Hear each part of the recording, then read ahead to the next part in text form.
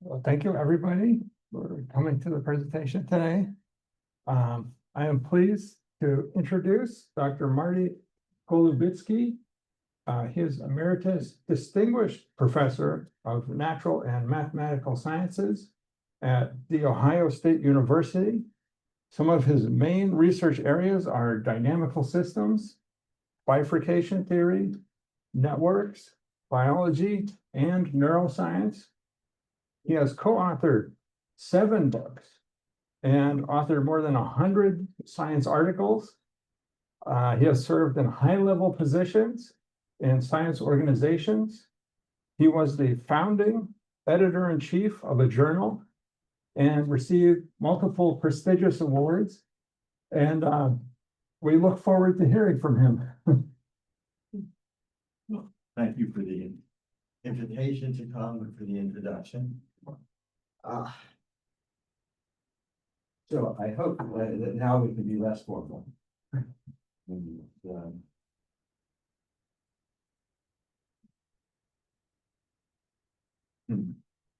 Okay.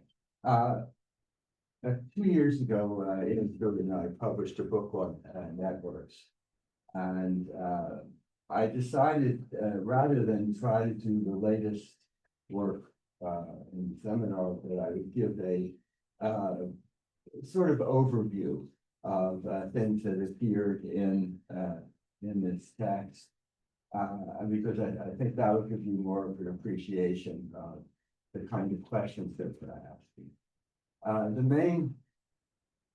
The main question is, you have a network of differential equations. How does the network structure affect the kind of dynamic? And that's the whole story. And the answer to this question, I don't know, is a large measure, but there is a lot of examples that illustrate why it's a mathematical wild question, I hope, biologically. Okay, so when in the 1980s, people got really interested in bifurcations with systems with symmetry. And the network equations having certain kinds of symmetry, it was a picture of what kinds of solutions you might see. Spontaneous symmetry breaking, it was called. And it became clear that the assumption of symmetry was in a model was a really important modeling assumption. If you had it, you wanted you really should want it to be there. And if you don't have it because it's irrelevant, you certainly don't want to put it in. Ian Stewart and I, for the last 20 years, have been thinking about, started with animal caves, what kind of structure networks with network architecture is going to give you, similar to what symmetry gave in systems with not necessarily network.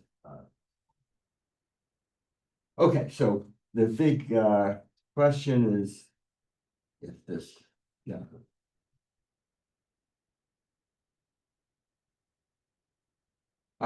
We think of network as a modeling assumption, and that I'd like to sort of explain what I mean by that.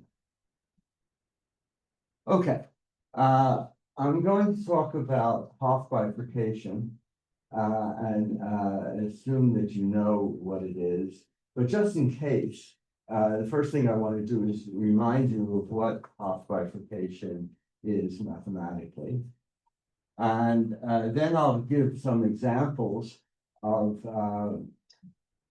networks where Hopf bifurcation differs because of network structure. So let's see where that goes. The one application that I want to do in the talk is on neuroscience application, binocular rivalry. And if you don't know what binocular rivalry is, that's worth sticking around for. It's really neat. And we'll get to that. And then we'd like to use what we've done in binocular rivalry to give an understanding of phasic synchrony in models. Okay, so Hopf bifurcation. You have a system of differential equations. X dot is f of x, and a distinguished parameter lambda. X is just in some state space Rn, but n must be at least 2 dimensional. You have an equilibrium, which you might as well assume is at the origin.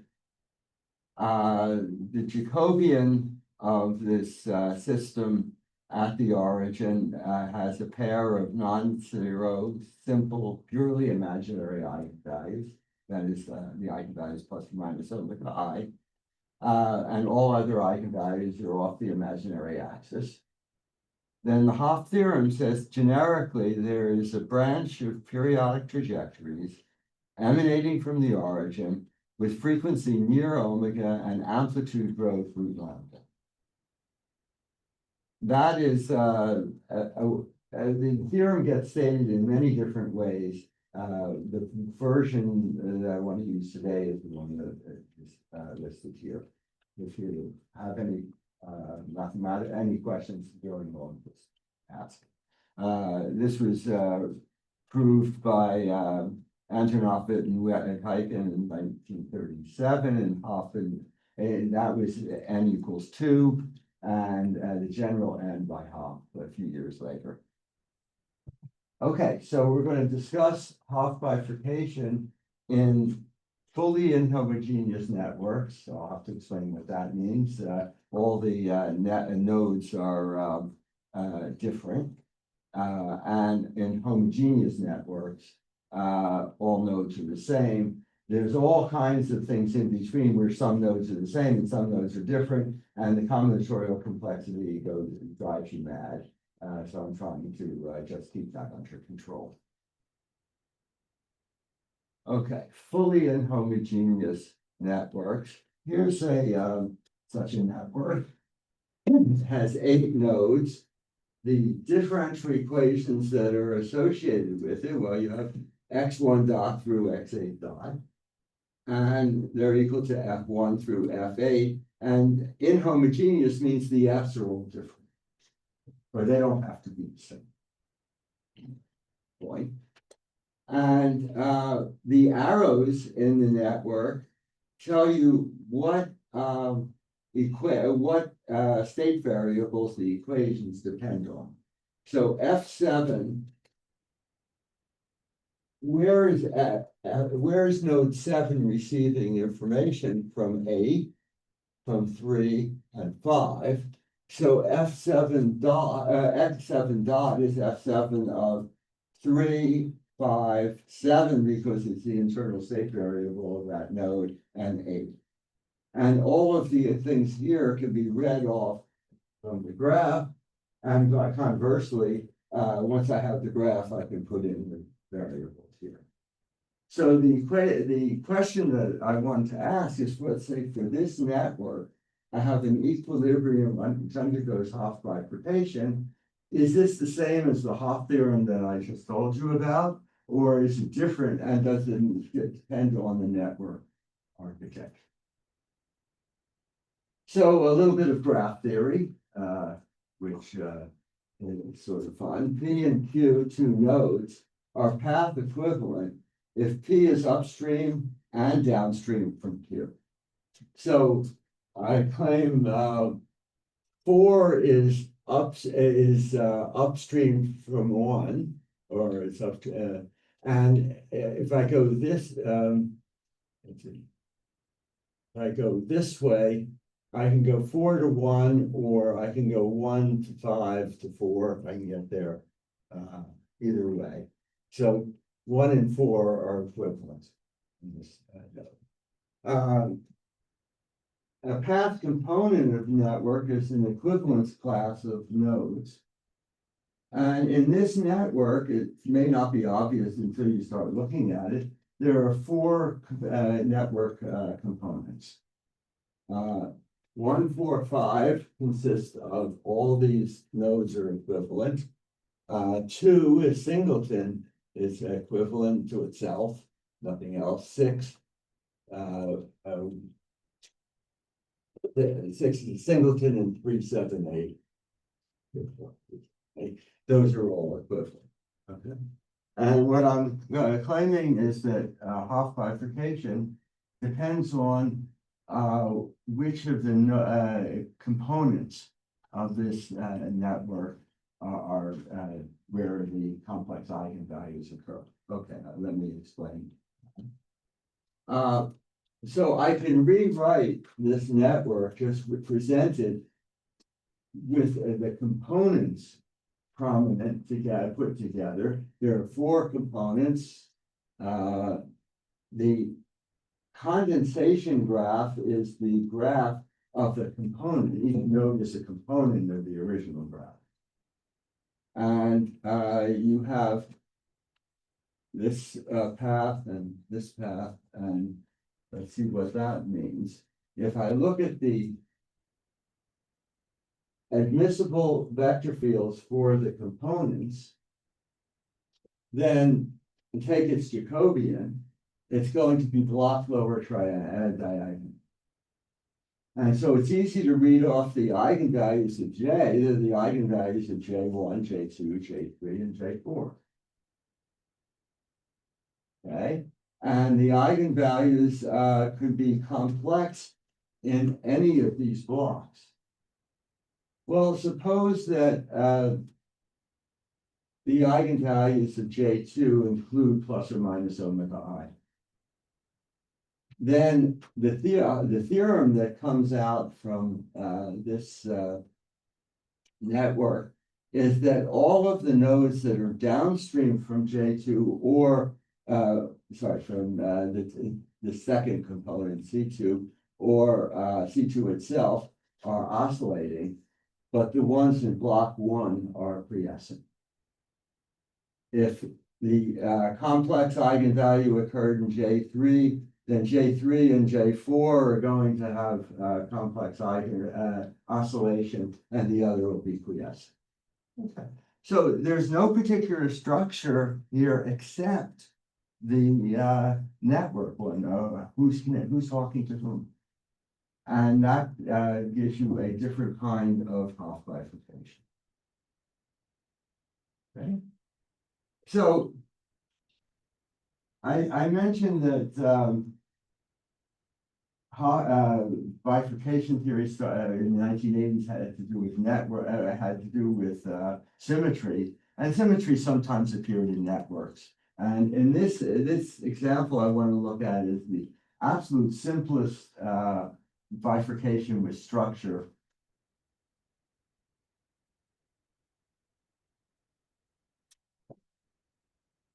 And this is the network, 2-node network, 1 to 2. X1 dot is f of x1, x2. X2 dot is f of x2, x1. And notice f doesn't have a subscript, it's the same f. And that's what I mean by a homogeneous network. It's the same f appears over here, but the variables it depend on the arrows in the graph.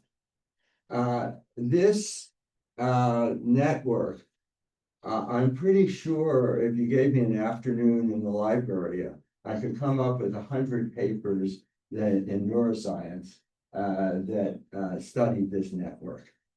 And the thing that they however, there'd be different papers depending on the sign of those interactions. correct. Absolutely. Yeah.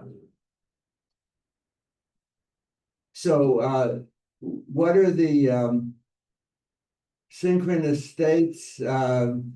I have A and F of AA is 0. That's an equilibrium. The first node equals the second node. That's going to give you the synchrony.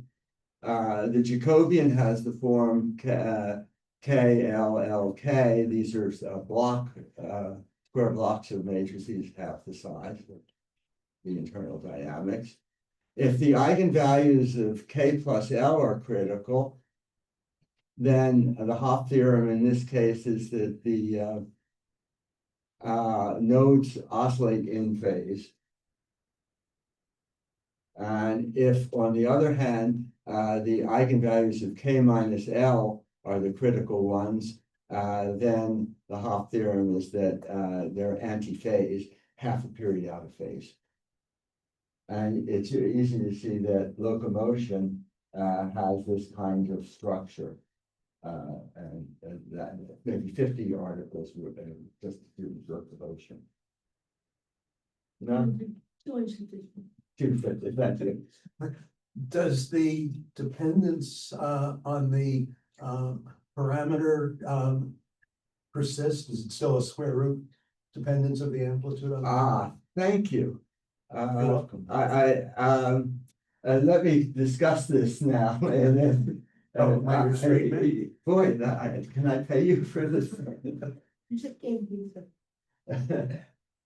Okay, so let me just end. Here you need K, the internal dynamics of the nodes to be bigger than 2, or bigger than or equal to 2. If it's 1, then you can't get anti-phase.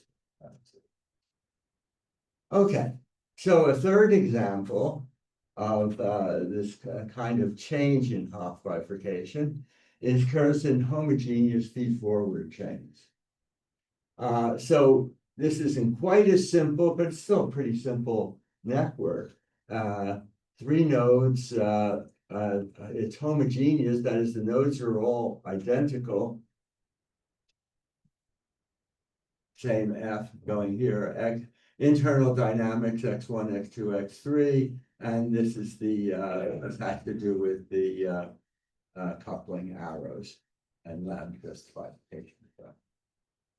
The Jacobian of this system is also block lower triangular just because of the network architecture. The eigenvalues of J that can be critical are in alpha plus beta or alpha itself, but if the alpha eigenvalue is critical, then it occurs twice. So this is a multiple critical eigenvalue system there.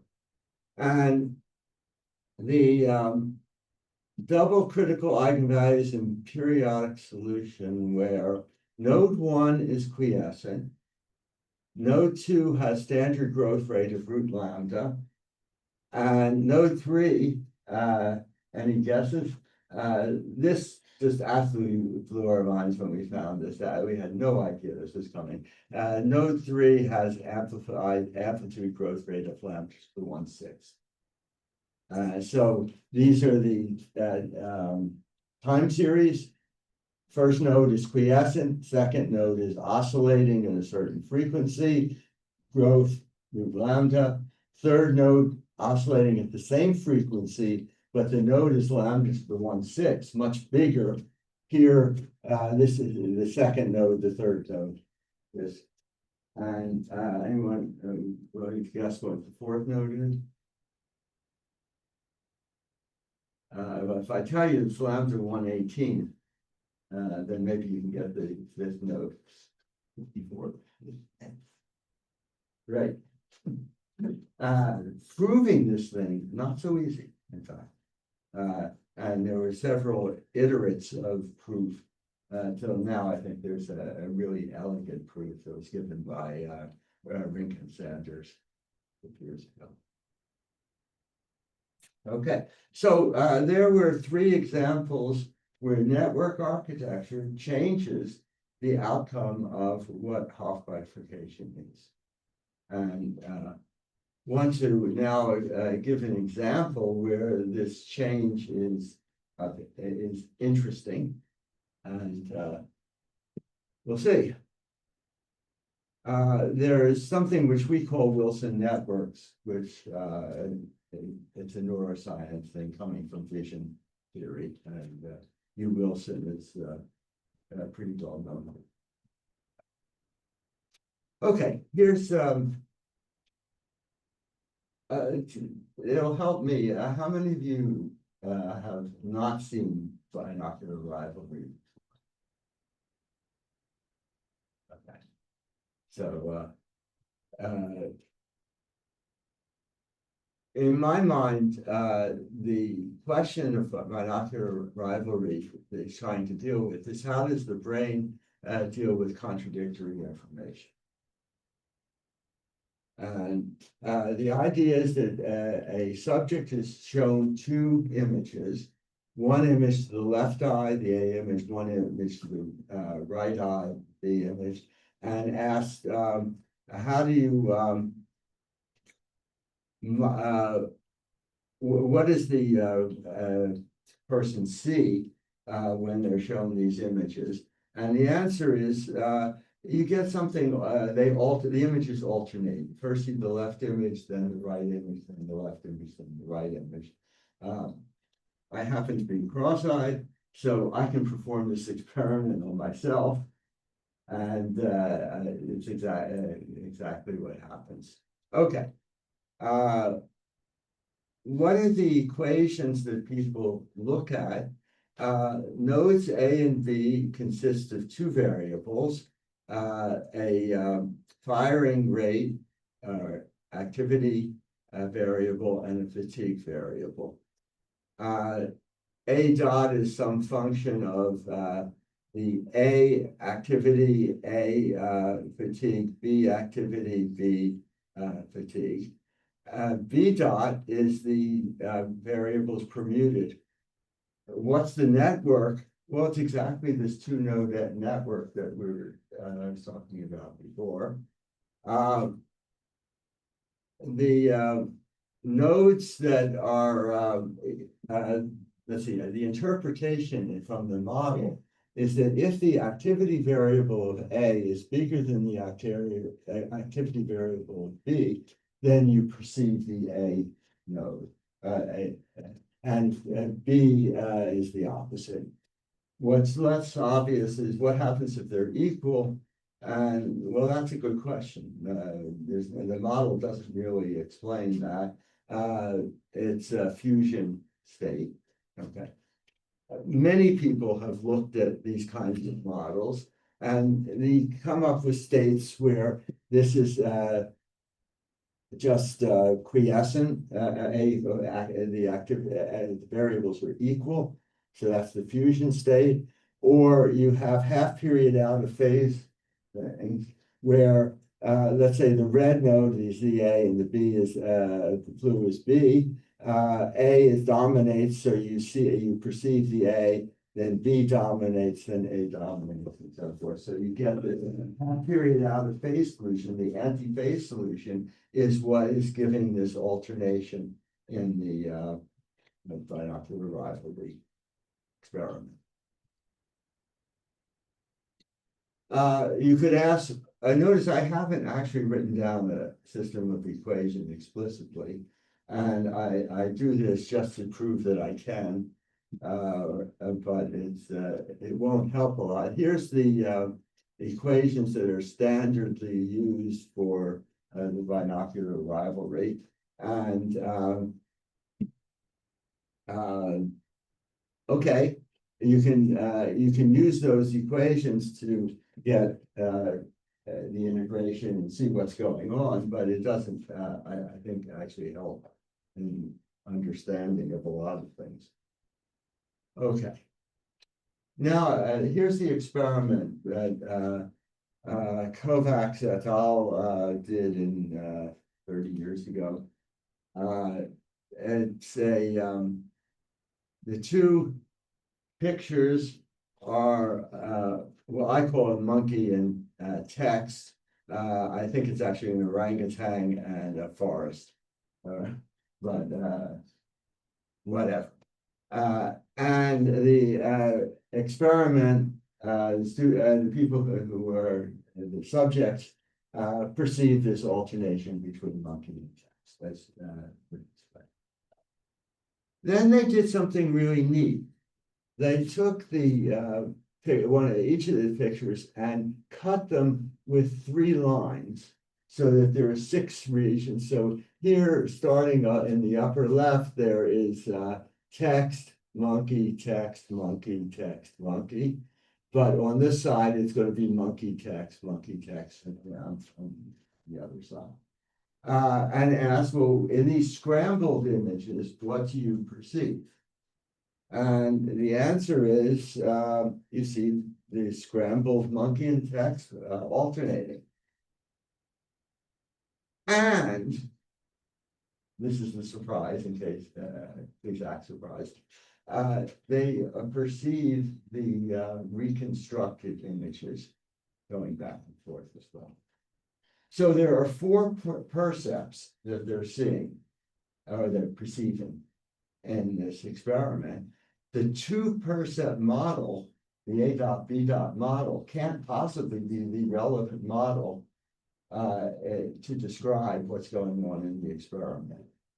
You could change the equations, that's not going to help. You have to change the structure in order to make sense out. Okay. They also did two additional experiments with colored dots. You have a 6x4 array of red and green dots. There are 12 green dots and 12 red dots in one image. And in the other image, if it's green in the left image, then there's red in the right image. And ask, well, what do you, if you have these scrambled dot images, what do you get? You get alternation between the scrambled images perceived, and you get perceived the pure colored ones. You say, well, given the monkey text, that seems reasonable. But they also did an experiment where they were shown the pure red, pure green dots. And what people perceived was alternation between the red and green, as you'd expect, but also alternation between the scrambled images. That's not so transparent. That's not, compared to the monkey text. But aren't there a combinatorial number of possible scrambled images? How do we pick out a one? That is a really good question. I have not been able to figure out. What I think they have said is that two scrambled images are scrambled, and they just count the scrambled images. But I can partially address the question in a second. Okay, Hugh Wilson, as I mentioned, came up with a model for rivalry, and his way of thinking about it, as far as I can tell, is that patterns are stored in the brain by levels of attributes. So you imagine a system which is, in this case, a rectangular array. The columns correspond to attributes of a pattern, and the rows to the level of that attribute. So maybe the top, this is greatest strength, and this is the weakest strength of the first attribute. And then it said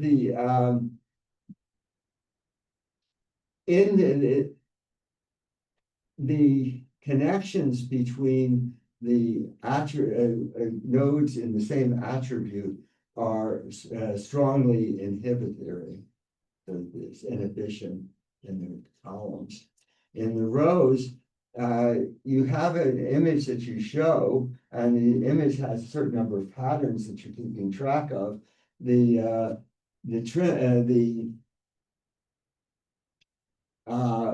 Let's say, well, here, one pattern was the cyan pattern, which is the lowest value of the first attribute, middle of the second, and so on around. And those, by heavy learning, are assumed to be connected by excitatory connections. So you have two kinds of arrows in this. The dot arrows are the inhibitory arrows, and the solid are the excitatory ones. And So excitation is, as I said, is a learned pattern. I should say excitation between nodes is coming from the learning. The network can support more than one learned pattern. In the binocular rivalry case, there's going to be two patterns, the left image and the right image. That is being stored. So there would be two of these learned patterns. And what we, some MVI postdocs, this is not Yangyang, Yun Zhao, but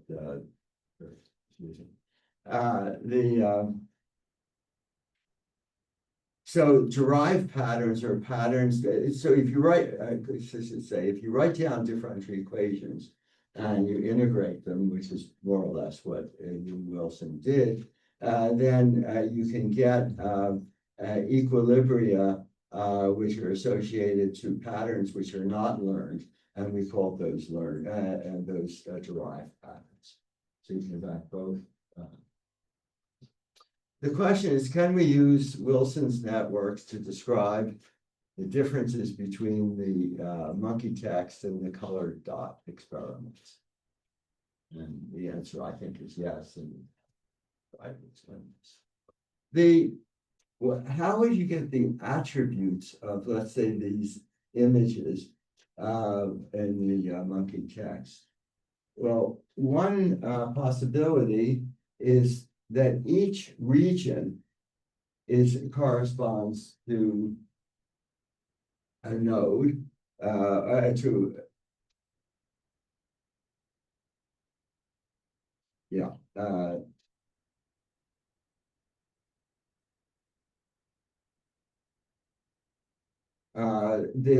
the blue attribute of the image, which is in one of these three areas, the blue areas, and there's a white, the white regions is the white attribute that comes from this pattern. So I have Wilson network is two columns. There are two attributes: the color of the image in the or the type of image in the white area, and the type of image is in the blue area. So the type of image is going to be either a monkey or a text in both of these.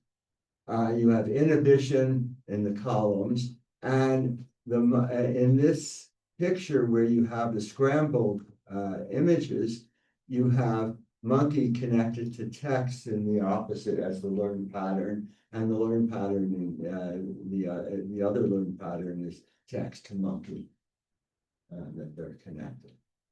Okay, the vertical arrows differ from the diagonal. Well, symmetry predicts certain kinds of percepts to occur. Row, which is the swap 1 and 2, swap 3 and 4. That is, you swap the rows. And if this acts trivially, then you get a fusion state. These are going to be equal in there.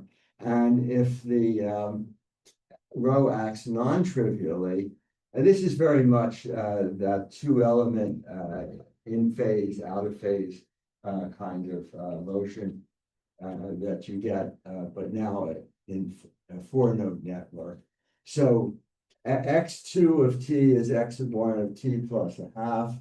If row acts non-trivially, that is half period phase shift in the 1 and 2. And here, 3 and 4, it's the same thing.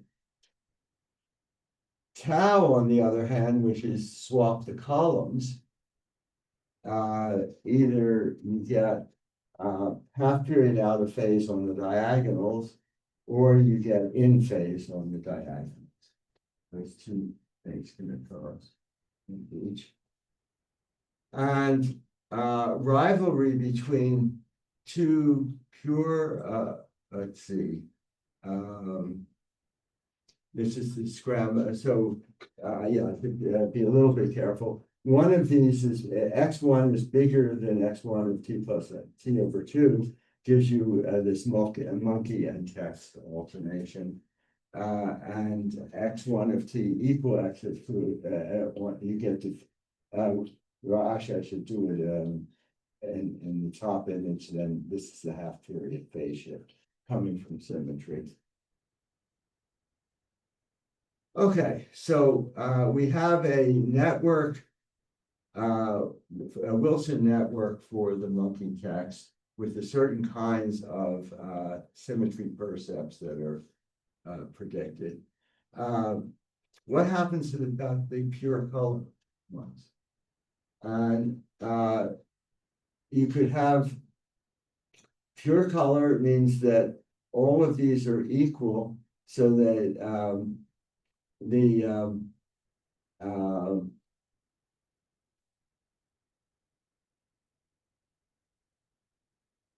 oh yeah.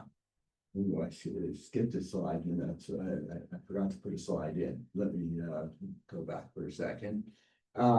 Instead of doing the 24 element network, which is combinatorially pain in the neck to keep track of, Tong, Meng, and Blake suggested doing the four-tot experiment, and same expectation for results, and or that there's the scrambles coming in a way that you can keep track of it. Okay, so experiments done, same result. The columns are the color of the, let's say 1 is the color of the upper left-hand dot. 2 is the color of the, well, 1, 2, let's see, which way did I do it? 1, 2, 3, 4.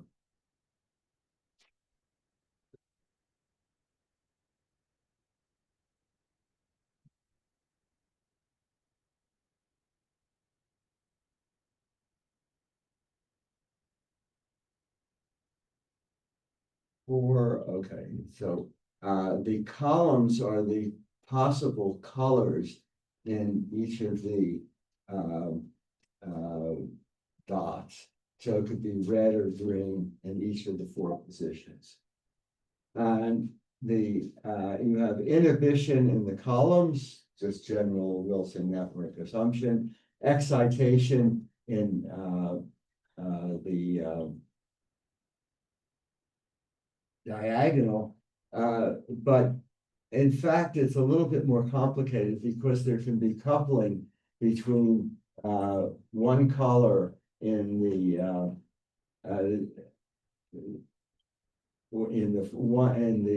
upper left with upper right, and it's a different kind of excitation. So there are actually 3 kinds of coupling that occur in this. It's a little complicated. It still has symmetries given by three transpositional symmetries, and they have this form. So you can then ask, well, the learned images in the simplification of the colored of the scrambled dot experiment, this is the one that is surprising, is going to look like this. And it has the same, the learned and derived are interchanged with the conventional experiment. So that you do get in this network the possibility of looking at phase, in phase and out of phase, of getting the same menu of percepts that come from either the pure dot experiment or the scrambled dot experiment.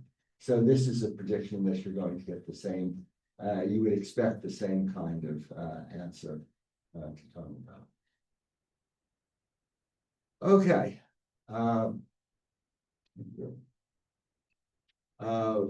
Let me finish off with one general theorem of for rigid patterns of oscillation. So what I mean by a pattern is I have oscillation, periodic state. I change the vector field a little bit. If the original state is hyperbolic, then the periodic state will remain. And that's called, if the properties doesn't change, we're going to call the properties rigid. So here's the a 5-node network. It's what appeared on the cover of this book, the first slide. You have 1 goes to 4 to 3 to 2, and 2 to 5 and back, 1 to 5 and back.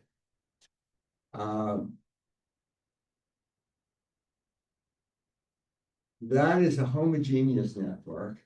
Every node is identical, and it has 2 arrows coming in, same number of arrows in each of these cases. So this is a homogeneous network. It has no symmetry. If it were going to be symmetric, you could 1 to 2 to 3 to 4, you could permute around, but then this double arrow would move down here and it wouldn't be symmetric. So it's fairly easy to see to the past arguments, see that this has no symmetry. Nevertheless, I claim it has patterns of oscillation, the rigid patterns of oscillations that are possible. The example that K, so G is the homogeneous network. Let K, I'm going to color these with orange and cyan. And this is so there's a theory which says that this is balanced and it's a flow invariant subspace. That is x3 equal to x1 and x4 equal to x2 is going to be held flow invariant. And you can always make what's called a quotient network out of these. That is, identify the 2 cyan nodes, identify the 2 red nodes, and you get a network. In this case, the network has D3 symmetry, triangular symmetry. And the theorem is that this is a flow invariant subspace that's associated with the 3 nodes. And that does have solutions where x1 equals x3, x2 equals x4, but x1 and x2 are half a period out of phase, and x5 is going at twice the frequency. And there's half a course to make sense out of this and to actually prove this. This is my favorite theorem in the subject, not just for this example, but that it's a general theorem. A hyperbolic periodic solution in a homogeneous network has rigid phase synchrony if and only if the quotient network has a cycle. And so D3 had you go around x1, x3, x2, around. And that is a general theorem. I'm stating it a little bit loosely, but it's basically true. And the theorem is if you have a hyperbolic periodic solution in a homogeneous network, then we color the nodes identically if xi of t equals xj of t, then the coloring is rigid and the coloring is balanced. And there's a whole theory in order to make sense out of this. Do I have the same sort of thing? You have a D12 network. This is coming from symmetry. This is exotic. It's coming from the network architecture, but I've done enough. Yeah. So, in real world, you never find 2 neurons, 2 anything, they're really identical. So I guess the question is, how much variability or how much noise are these architectures resistant to? So it's a good question. My own experience has been they're pretty rigid. The mathematical term of rigid goes over to the perturbation in the real world kind of rigid. If it weren't rigid, you would perturb different things like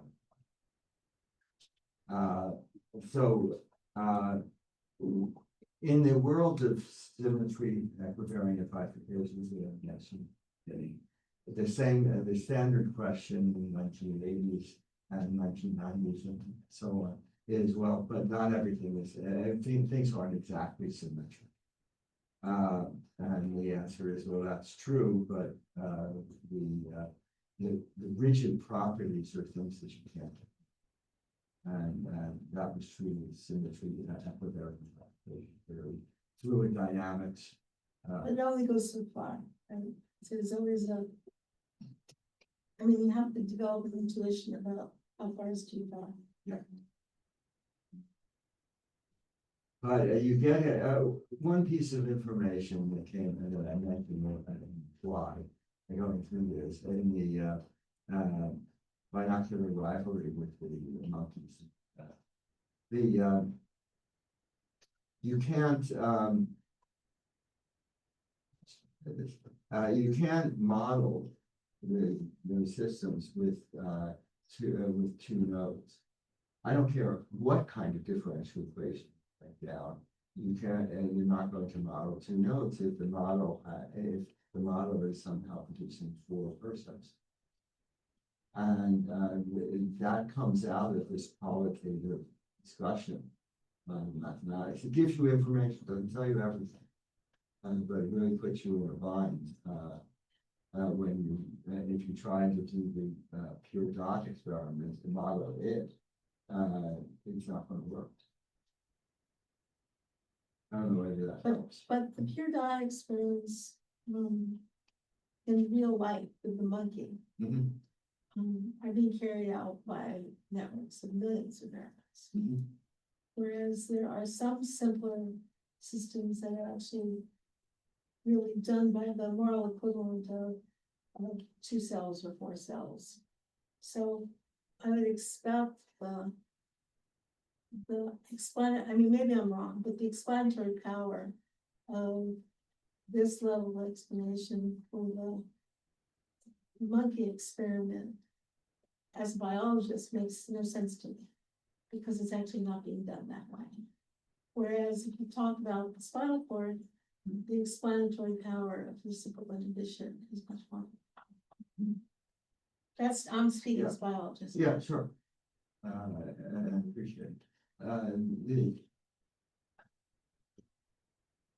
I think all from my perspective, all of these things give you pieces of information put together. Some make total sense and some just sense.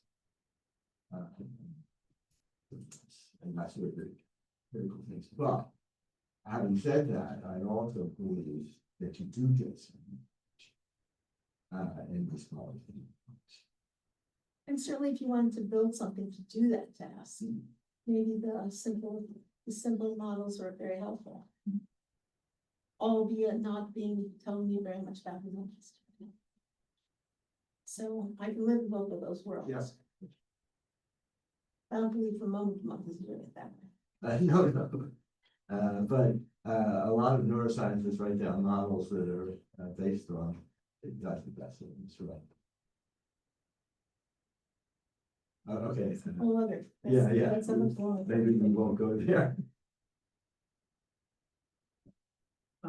I was wondering in that monkey versus the text thing, when you get 4%, what parameters in the model tells you how long each of these 4% will be seen, and are you going from one to another in a particular sequence, or you are just kind of, that is not predictable which one will go next? Okay. All of these depend. All of the questions that you asked are. I have a specific model does that specific model tell us what is seen in the experiments? And the answer is you have to believe that this is not fluid dynamics with Navier-Stokes. So I don't believe the equations are accurate, and therefore I don't believe the It's yours, not mine. yeah.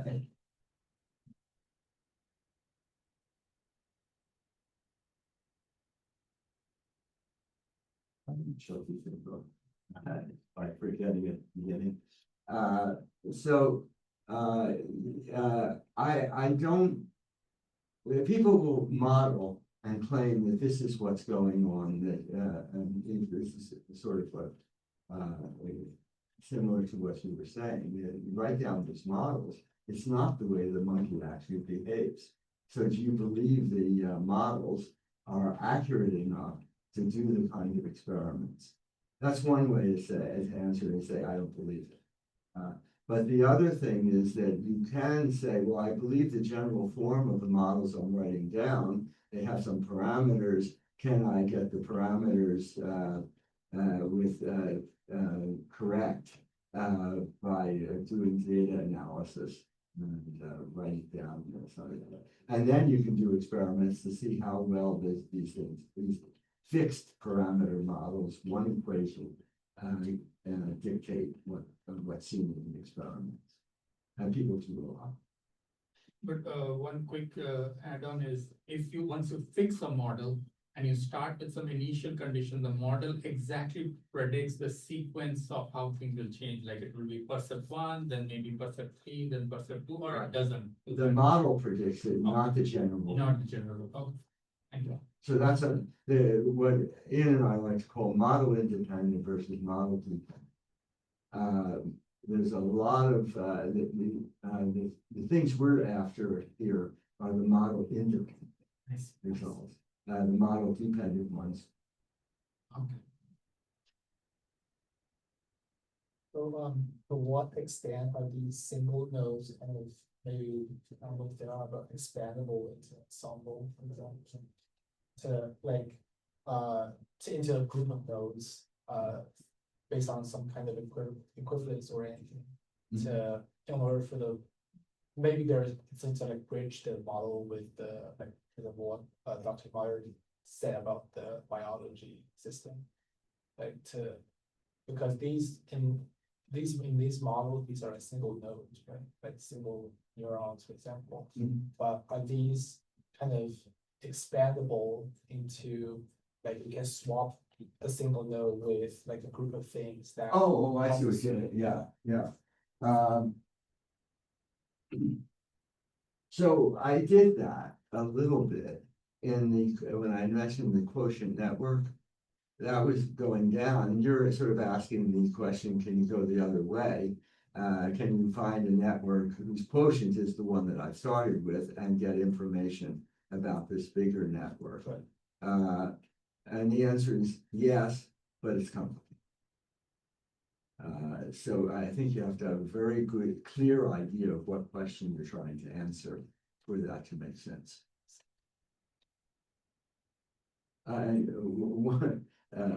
There's another kind which amuses me from a long time back. The models for three-legged dogs. Can you, by knowing something about quadrupeds, can you tell something about the dynamics or the pattern of motion of a dog that's lost one of its legs? And people try to do this kind of, I started off 3-node model. Can I go up to the 4-node model and therefore make more sense out of this? And I would say, generally speaking, this has been a failure. But the dogs do it. Yeah, but dogs have solved the dogs have solved the problem. Like dog. Yeah. Yeah.